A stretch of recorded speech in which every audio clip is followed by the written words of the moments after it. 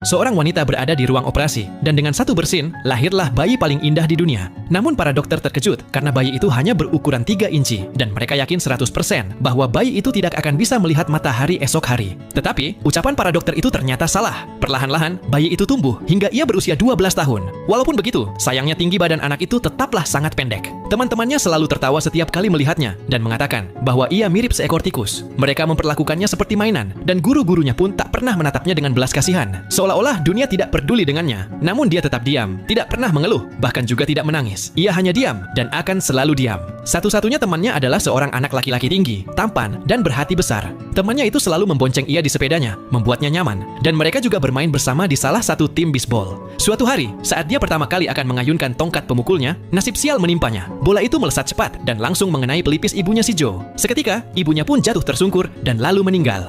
Di pemakaman, wajah kecil itu tersembunyi di balik kesedihan. Rasa bersalah terus menghantuinya. Diam-diam, dia meninggalkan sebuah kotak bingkisan untuk si Joe. Kotak itu berisi kartu-kartu yang disukai Joe, bermaksud agar bisa sedikit mengurangi rasa sedihnya. Kemudian, dia berdiri di depan makam itu, menatap langit, dan lalu berkata, "Tuhan, tolong bawa Ibu Joe ke surga. Jika engkau meminta harga, ambillah hidupku sebagai gantinya." Dan seolah-olah doanya didengar. Dalam perjalanan pulang, bus sekolah yang ditumpanginya sedang melewati jalan pegunungan. Tiba-tiba, seekor rusa berdiri di tengah jalan, dan sang sopir lalu kehilangan kendali atas setirnya, membuat bus itu terjun meluncur ke arah danau. Teriakan panik terdengar di dalam bus, air bergemuruh keras, dan sopir yang egois itu menyelamatkan dirinya sendiri ke tepi, meninggalkan anak-anak yang ada di dalamnya. Joe berusaha menenangkan semua orang, tetapi dalam kekacauan itu, tidak ada yang mendengarkannya. Saat itulah anak kecil itu muncul. Dia lebih dulu membuka pintu belakang bus, menertibkan anak-anak agar berbaris rapi, lalu membantu Joe membawa anak-anak yang pingsan keluar, dan terus berusaha menyelamatkan siapapun yang masih ada di dalam. Lalu, diketahui bahwa masih ada satu anak yang terjebak di bus. Tanpa ragu, anak kecil itu berlari kembali ke arah bus. Air kini sudah setinggi dadanya, dan bus semakin miring ke depan.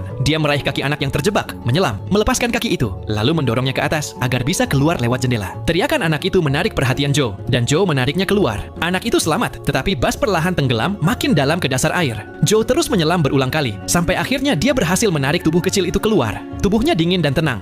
Ketika anak itu membuka matanya, air mata Joe sudah menjelaskan segalanya. Dengan suara bergetar, Joe berkata, "Aku sudah memaafkanmu." Anak itu tersenyum tipis, lalu menutup matanya sebagai tanda perpisahan. Tuhan yang telah memberinya kehidupan dengan satu bersin itu, kini memanggilnya kembali ke sisinya. Dia telah pergi, tetapi kisahnya, keberaniannya, pengorbanannya, dan rasa bersalah terhadap Joe telah terbayarkan. Ini adalah sebuah film yang akan menyentuh hati setiap penontonnya, dan mengingatkan bahwa keberanian sejati tidak tinggal di tubuh, melainkan di dalam hati.